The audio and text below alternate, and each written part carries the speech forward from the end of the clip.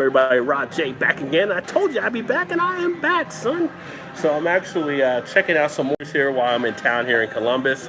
And I actually came over to a place called Biersch Brewery Restaurant, another spot not too far from the hotel because you can't be driving around and drinking, right? So we all know the Eric and Lions fan PSA, don't drink and drive. I actually walked up the street, decided to check out what they actually have here, and they seem to specialize in their own beers. Kind of get the feel, kind of like a Rock Bottom does on some of their stuff. I'm not sure if they're part of a chain or not, though, but ended up getting a flight of, well, it says flight of 5, but they actually give you 6 beers for $5, which is crazy. So I got a flight of 5 different beers here, and I'm going to check out what they have to offer from this brewery. The first one I'm actually taking a look at is their Fest beer right here, which is their Oktoberfest brew. So this one, brewed on site, Fest beer amber lager with a slightly sweet toasted maltiness, balanced by the subtle spices of German Herzbacher hops. Every 25 cents of every Fest beer sold goes toward our charity partner, Pancreatic Cancer Action Network. So that's nice. They're giving something back there. Hops, Hallertauer, Herzbacher, malt, pale malt, caramel, and Munich. So this comes in at 5.4% ABV. A nice looking beer for a fest beer because it's Oktoberfest and people are having festivals everywhere. Nice amber color to it.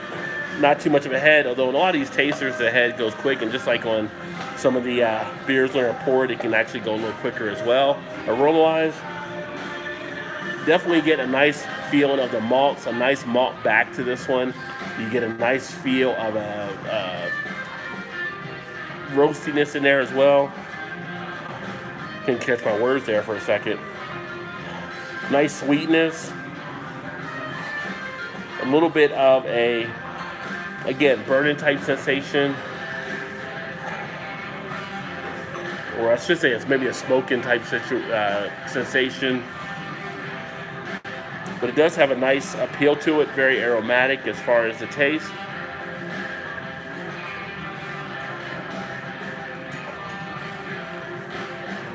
Now this is more like an Oktoberfest beer like I expected to be. Has a nice, crisp, refreshing feel to it. You get a nice feel of the malts. You're left with a lingering flavor on the back end of the finish.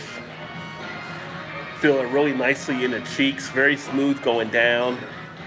Not overly carbonated in any way. Nice light body to it.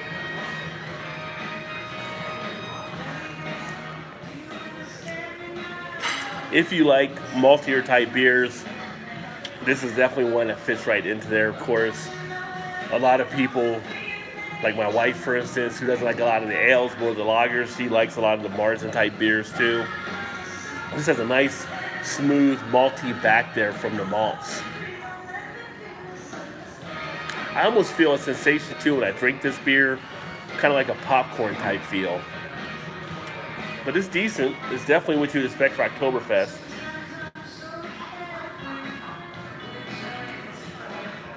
Light, crisp, refreshing, and gone. So a nice Oktoberfest beer. That is the Fest beer here. And I would give that one on my personal scale. I put that one at about 3.5, 3.5 out of 5. Solid, fits right into what it's supposed to do. No disappointment whatsoever. Delivered nicely. Now the next beer I'm actually going to try is the Sommerbrau. So this is a cold style ale. It is a seasonal. Summer seasonal beer is back. This cold style ale is light and refreshing with subtle fruity notes. This one comes in at 4.4 ABV.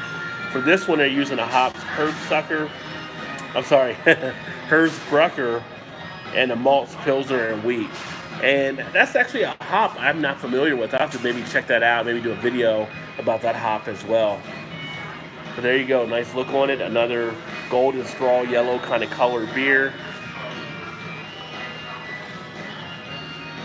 Not getting too much off the aroma right now. So it's not coming out rather easily. Taste-wise, you do pick up a nice fruity back to it. Almost has a tinge that kind of reminds me of a cherry type taste or a raspberry type taste in there. It hits you really quick and then it disappears. But another crisp, refreshing feel, which you get that with Kolsch's a lot of the time. That's what you kind of expect with these type of beers.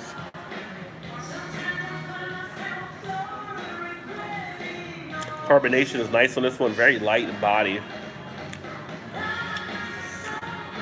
Good duration after the swallow, so the taste does linger a little bit. You can feel it nicely on the tongue as well as in the cheek area. Yeah, this one is pretty decent, pretty solid. A lighter type beer. The Kolsch style are always known to be lighter type styles anyway, so for some of you that like lighter type beers, not a bad one to actually check out. Again, this one here is the Sommerbrow, the Kolsch style ale that they do here at the brewery here in Columbus. Now on tap, it looks like all their beers are just the beers they have here. I don't see any guest taps at all, which is fine. I see some guest beers on the bottom for like Bud Light or Stella Cider, but everything on the craft end is definitely there. So that tells me it's kind of like a rock bottom type bar here. I like the lingering effect of the Kolsch. I can still taste the flavors in the mouth nicely. Cheeks are really getting a lot of good flavor from the beer itself. But very pleasant, very nice for a lighter type ale. I think 3.75 out of 5 on that one. The next brew is the Golden Export. So the Golden Export is a Helles lager, a GB classic. This classic German style lager is our lightest and most refreshing beer. Definitely hopped with a clean, crisp finish. If you were walking down the streets of Munich and simply order a beer, you would get something like this. The hops they use here, Hallertau Magnum, and the malts are pale malts. So let's check out the Golden Export. Here we go here. Again, nice golden straw color on the beer. And this brewery, as I mentioned in the last video, is one that's more based off of German recipes and heritage along those lines. So you're going to find a lot more of these beers here being true, I think, to the German styles than some of the other ones that you'll get from a lot of the different craft breweries. The aroma's good, but doesn't really come out as strong. Kind of a little subdued there.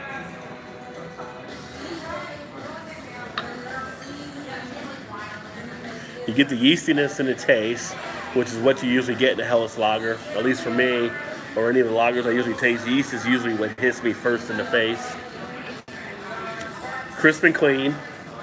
A little bit of refreshing quality, a nice beer for a hot day for sure, which I almost sat outside, but it's too hot to sit outside, so I decided to come in on this one here.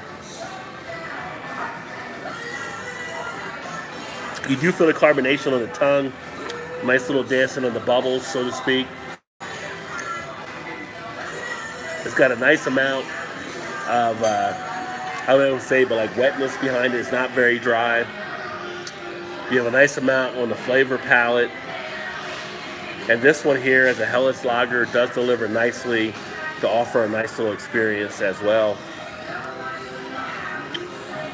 I think for me on this one, and I do like some of the Helles lagers that are usually out there, I'd probably give this one here a 3.75 out of 5. Nice, easy drinkability to it.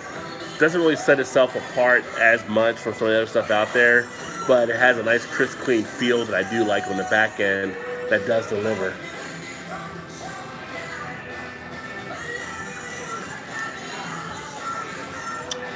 Very decent. Again, in the taste, you're getting a little bit of that yeastiness as well. So that was the Golden Export Helles lager. Take a little break here. I should have got him give me a glass of ice water.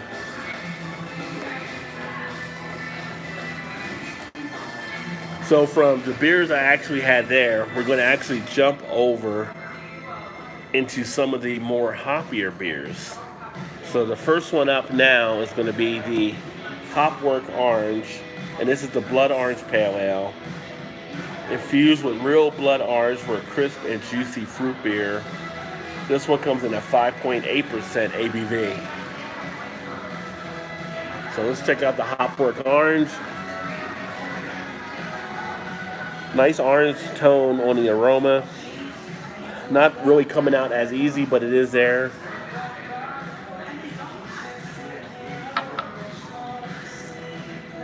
Wow. That orange does come through nicely though in the taste. I mean, almost like you're eating a fresh orange as you're drinking this one, that you're kind of picking up in the flavor palette. Nice juiciness to it. Not overly astringent in any way, or acidic, I should say, in like you have with some beers. Really feel the flavor in the cheek area nicely. Picking up the nice tones, very subtle.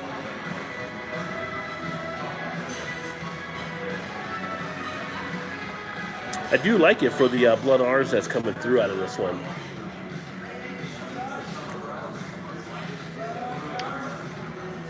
Good duration of it. Body-wise, sitting at a medium to light body, medium to heavy body. More close to medium now, but you do feel that in it. Draw is really nice from the flavor. Yeah, just ice water. Yeah.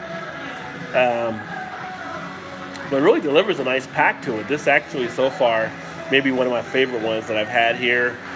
This one, a nice feel because of that blood orange.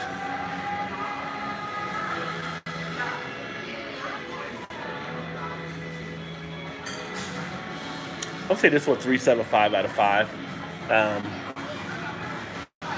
Delivers as it's supposed to do, and comes through with good flavor. So I think you can sit back and enjoy this. And this will be a nice, crisp and refreshing beer on a hot day as well. So very nice.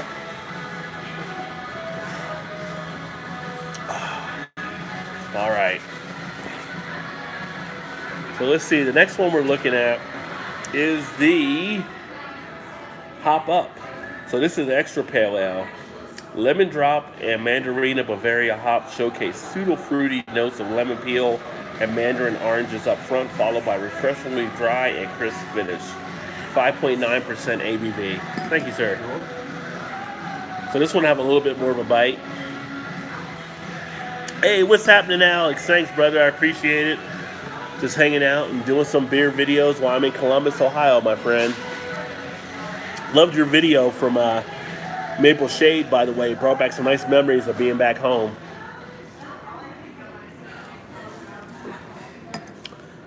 Looking forward to getting back. I'm actually going to get back, it looks like, by the way, Alex, that I'll probably be back in August. My mom wants me to come back for her 75th birthday, so it's going to be kind of timed around that time, just to give you a heads up. And she's just in Mount Laurel, so not too far from where you're going to be at, I'm sure. So we'll get all that coordinated, too, and we'll get together and hang out for a bit, as long as everything works out right for you. So let's look at this Hop Up. 5.9% ABV. Another one. Nice, pretty much golden straw color. What else can I say about it? Has that look of the beer. Not getting much out of the aroma thus far. Not too overly aromatic, not pulling any notes out taste-wise.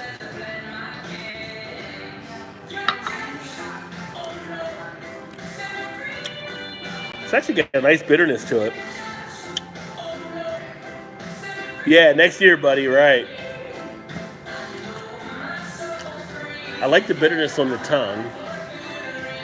Kind of subtle. On the finish, it kind of hits you, but not overly bitter up front. And again, this one here is an extra pale ale, so you expect to get hit with more bitterness.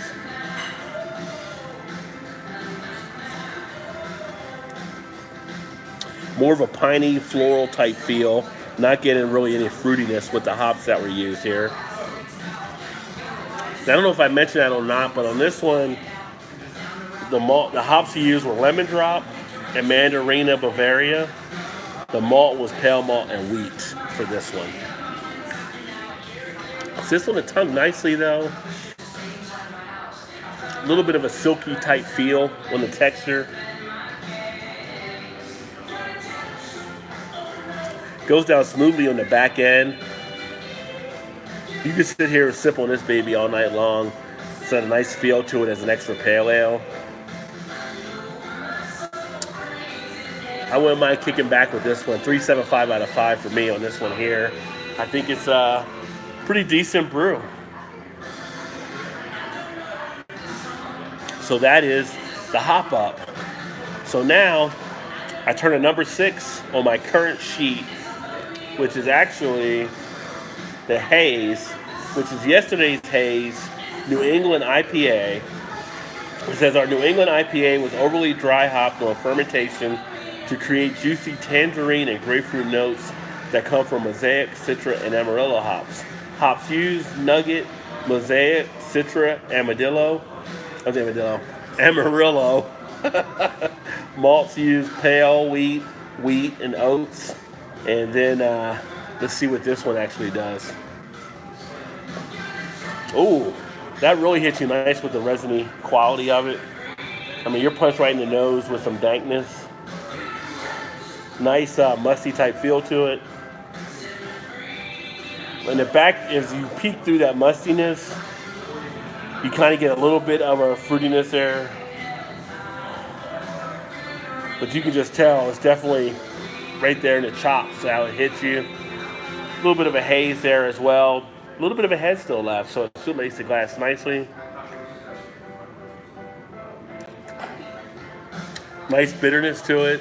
As I drink it down, now I get hit with more of the fruitiness, kind of a sense of pineapple, a little bit of a tropical type feel. Dryness starts to kick in on the finish. You can feel it drying in the cheeks there a little bit. Nice medium body beer. Don't know if I said the ABV on this one or not, but the ABV on this one is 6.1%.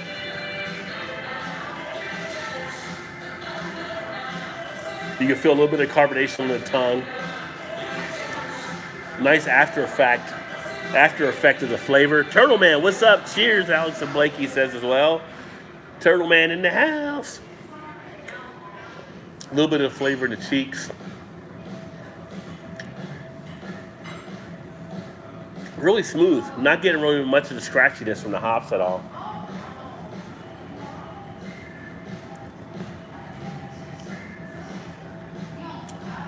A little bit of a pininess in there as well. But a decent New England IPA. Rod, what beers would you drink with me when we hang out? It all depends. I mean, you choose beers, Alex, based on how you're feeling at that time and what may be available. So I don't predispose any type of beers I think I'm going to drink. It's just in the moment. I like to try different stuff. So, except shandies. I'm not a huge fan of shandies. That's the only thing. I can guarantee I won't pick a shandy if we're together. But I like to try different beers. You have to experiment to really see the different scope of how things are done, in my opinion. If you're going to talk about and review beers, you want to try different things and kind of expand your horizons, so to speak. Are there certain beers you don't want to try?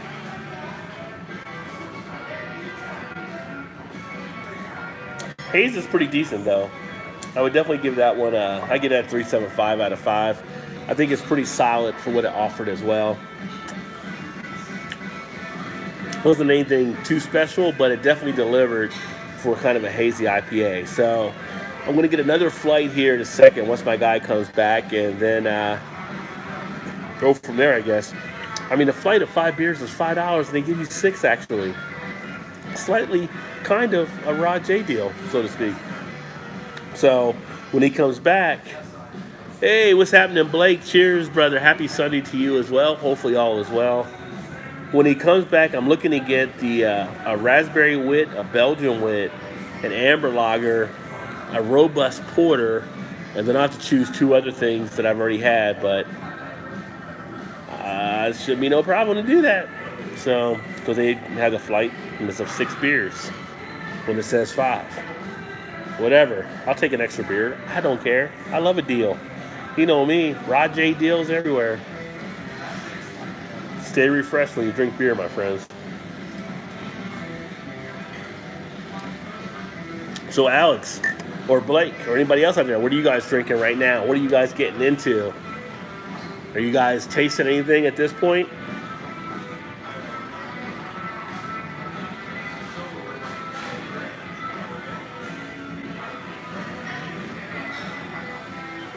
The only one I didn't get was the Cannons Road, which is a Belgian IPA. They had actually just kicked the keg on that one, so that kind of sucks. I did want to try that one. Vodka and water with a small taste of dank. Well, I know the dank you're actually tasting with that vodka and water, my friend, and good for you. Enjoy it. Smoke them if you got them.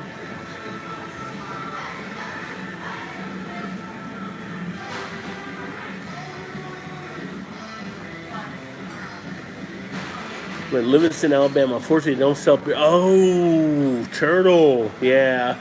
Alabama is one of the few states that doesn't sell beer on Sundays, so that does suck in that regard. Sorry to hear that. Indiana used to be one of the states that didn't do it, and just like last September, last year, they went to being able to buy beers on Sunday, which was nice. And this time and age, I feel like everybody should be able to buy beer anytime you want. There shouldn't be any restrictions on being able to get beer out there.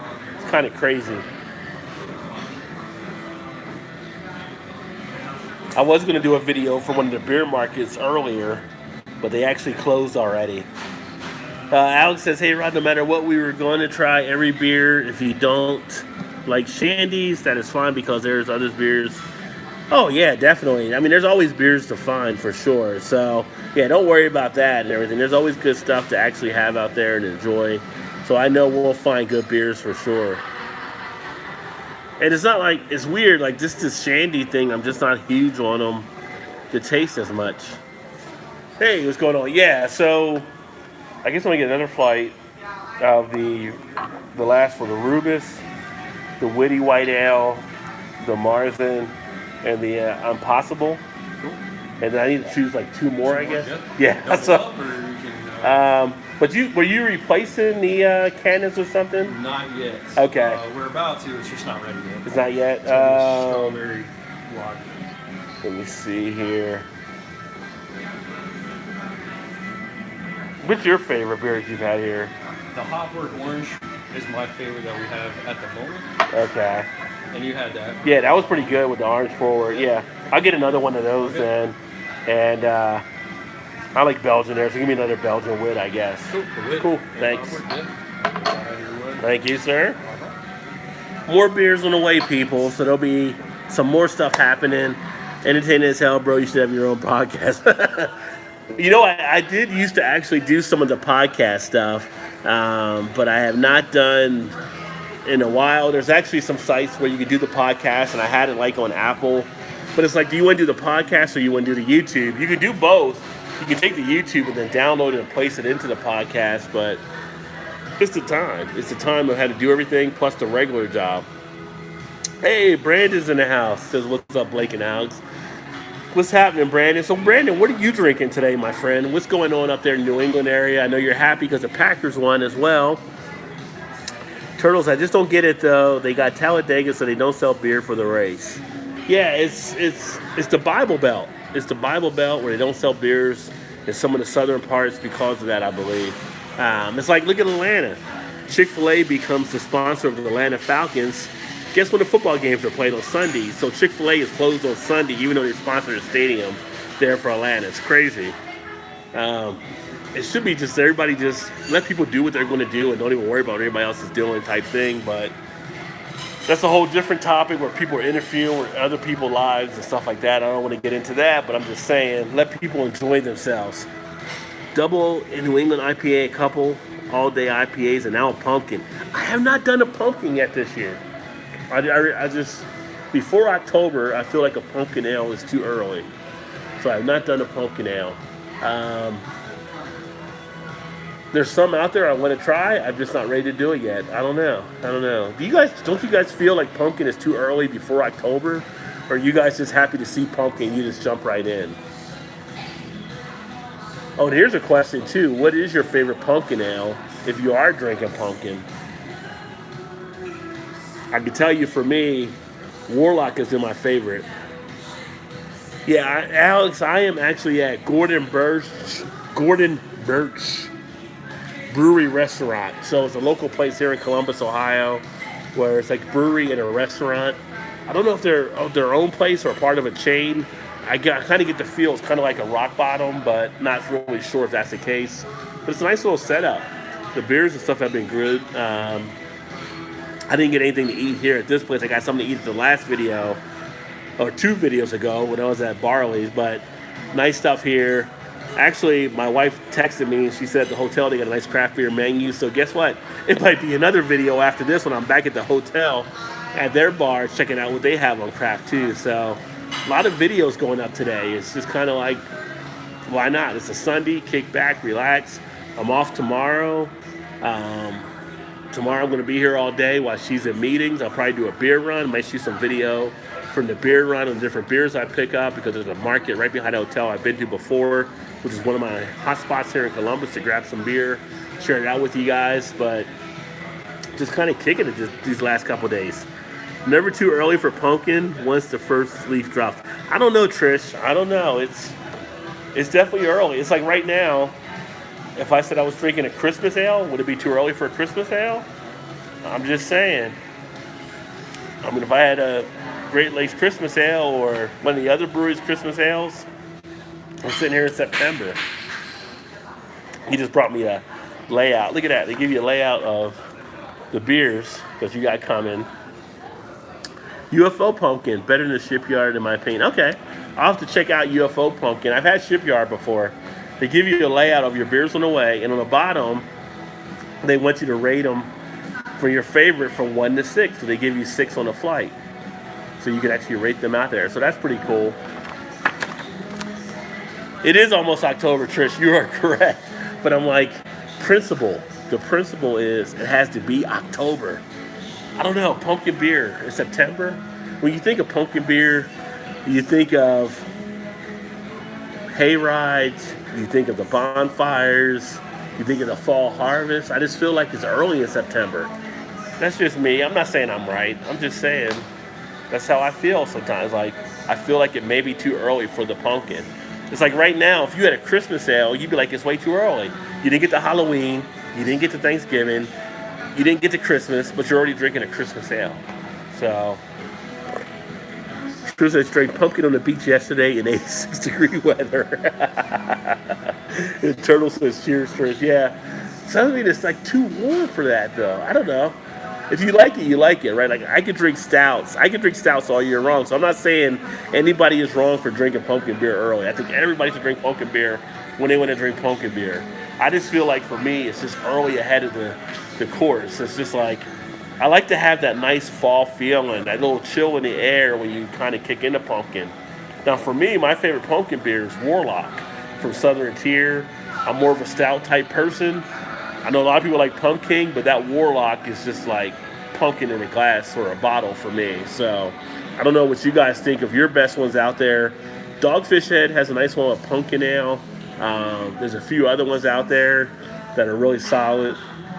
I just want to wait for it. I want to wait for it. You know, it's kind of like you don't want to get into it too early. It's like Christmas. Like, you don't open your gifts too early. You want to wait for the right time to open your stuff up. So let me see here.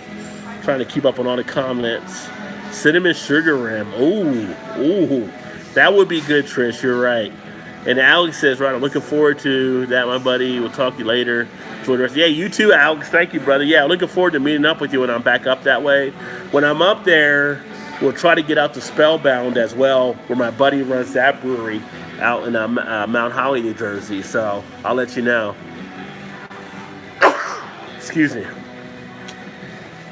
Yeah, one of my buddies runs Spellbound up in New Jersey. He's been trying to get me to come over when I'm back. So that's going to be a nice brewery to check out as well. Here we go, more beers. The Rubus, the Wit, and the Wit. This guy's working here. He's putting the beers down. So thank you, sir. Thank you. All right, so we got the next flight in the house right now. And 2 of them are actually duplicated because you have to order 6 for the flight. So I only needed 4, but it's still a good deal there. Let me see. Trish says, Rosemary's Baby, Shipyard Smash Pumpkin. Always love the KBS pumpkin. And Trish says, damn right. Yeah, I mean, the thing is, I can't mess with Founders anymore. I just can't. I kind of know things that are going on with the person that was involved in a lawsuit with Founders, and the way I look at it, what they did was dirty, and I don't drink Founders anymore. Founders just came out with a vanilla KBS, which looks great, but you won't see it on my channel because Founders is off my list to actually try beers.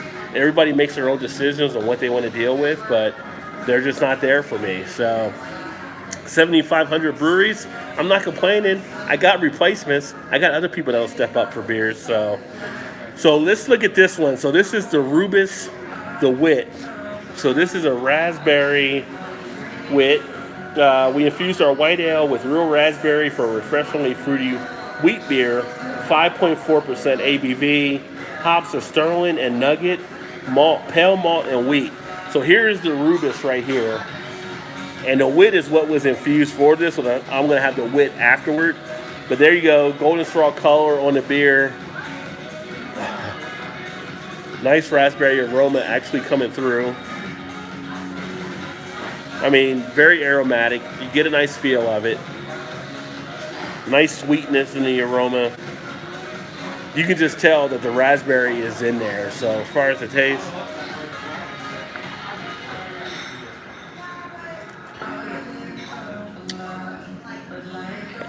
that's pretty good. That's a pretty solid raspberry wit beer. Nice, refreshing quality from the raspberries that were used. All through the mouth, you're getting a nice flavor burst. Back end, it goes down really easy. Just leaving tones of raspberry. A great sweetness about the beer, very light. Another one, a wit beer, something you can have on a nice hot day very easily, very nice, very enjoyable. Leaving some of that flavor in the cheek area. You suck on the cheeks, you pull out more of the flavor. Just does a nice job with this one.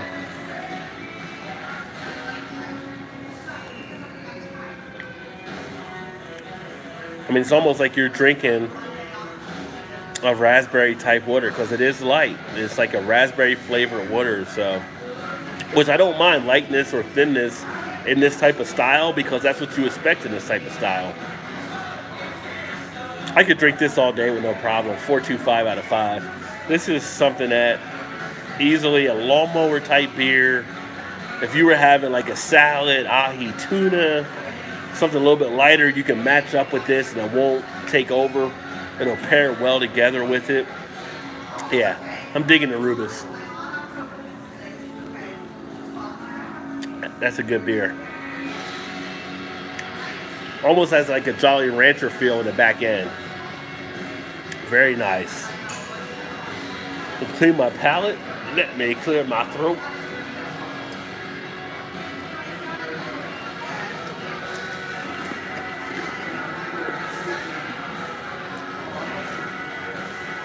So next we're gonna look at the wit, and this is the witty white ale, the Belgian wit, made with large amounts of wheat and fermented with special Belgian yeast. The white ale is crisp and refreshing with notes of orange peel and coriander. Hops are Nugget and Sterling. Malts are pale malt and wheat. I actually got 2 of these because I had to make up an extra one. Golden straw color. Not much head there really to speak of right now.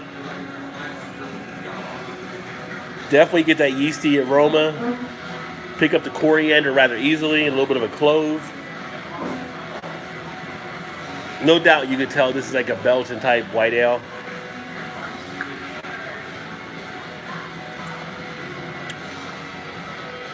Not bad. Coriander comes right through in the flavor. You get that clove type feel with it as well. You get a nice yeasty feel. It is a little thin, but not overly thin. Light to medium body.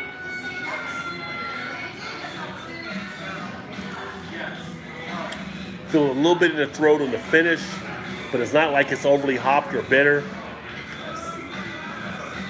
Leaves a nice residue in the cheek area, so you're feeling that as well. Almost creates a sensation of where you have a chewiness because you want to chew the cheeks to get more of the flavor out.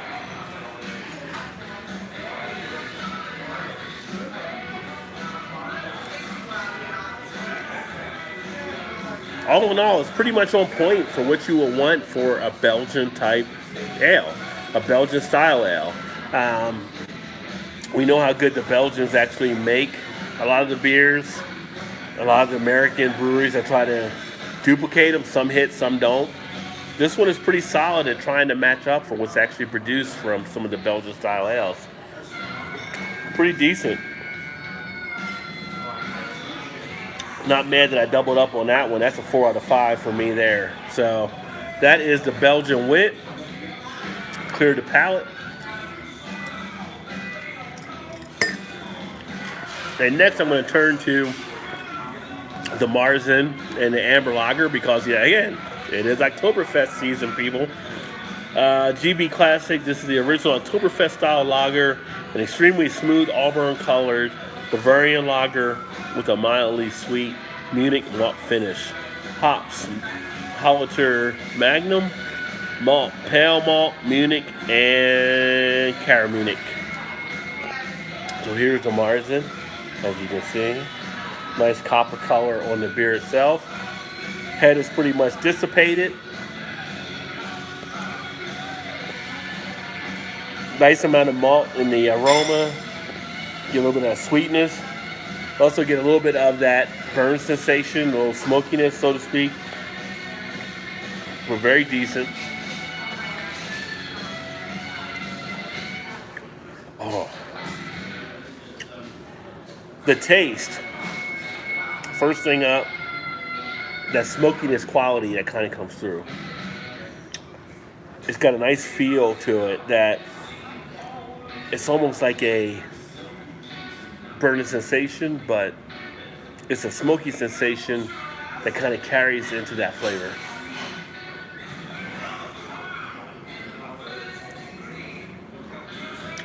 Smooth on the back end as it goes down through the finish. Medium body, good duration of flavor. It's got a nice appeal to it that makes you want to drink more as you actually work your way through the beer. A little bit of a sweetness in there from the malts, a little bit of a caramel type feel. This one might be one of my favorite ones I've actually had here today. Comes through very nicely, works very well. 4.25 out of 5 on this one. A very decent Oktoberfest beer. And cheers to Oktoberfest.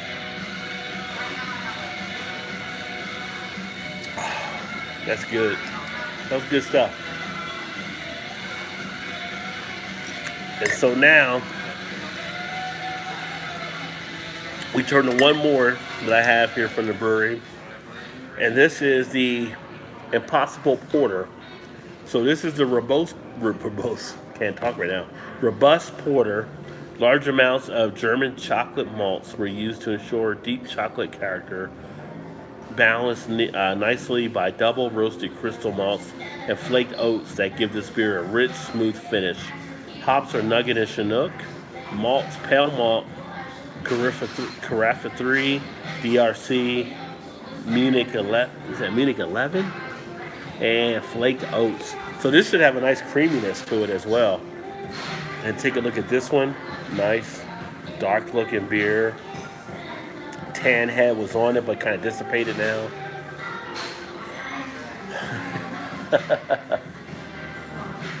Nice aroma of roastiness.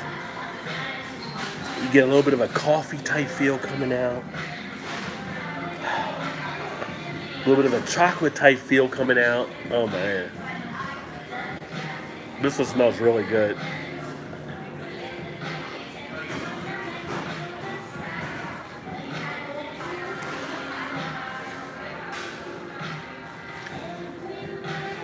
That's a good beer. That's you get a nice smoothness quality. I'm getting coffee. I'm getting kind of a chocolate in there. I'm getting a little bit of a roastiness in there as well in the taste. It just lays on the tongue with the silky, smooth feel. Slides down the throat easily. You can really feel it on the tongue. You can really feel it in the cheek area. Duration of flavor is definitely good. It's definitely lasting for a point in time.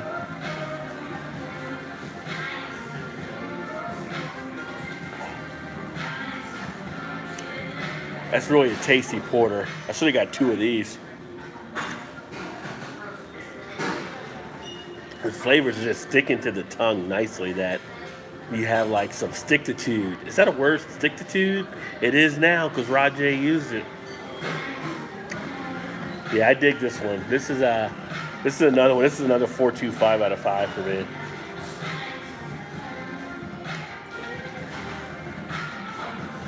Not too thin at all in any way. Definitely delivers on the quality of this beer. Yeah, this is a nice one. This is the Impossible Porter, the Robust Porter, dark and roasted, and that's what comes through perfectly on this one. So that's all the beers I have here that I'm actually trying right now. I'm going to go ahead and probably get this shut down. Finish the last couple, and then the way things are going, who knows? Maybe I'll throw up a live stream from the hotel bar and see what they actually have on tap as well. Thanks for everybody that tuned in here. Appreciate you guys swinging by. Again, I'm out here in Columbus, Ohio, doing some different visits to breweries and different spots. I'm at Biersch. Great spot if you're ever in this area. Definitely check it out. And I look forward to catching you guys next time. Keep drinking those good craft beers. And remember, there's always time. Get your beer on. Cheers, everybody.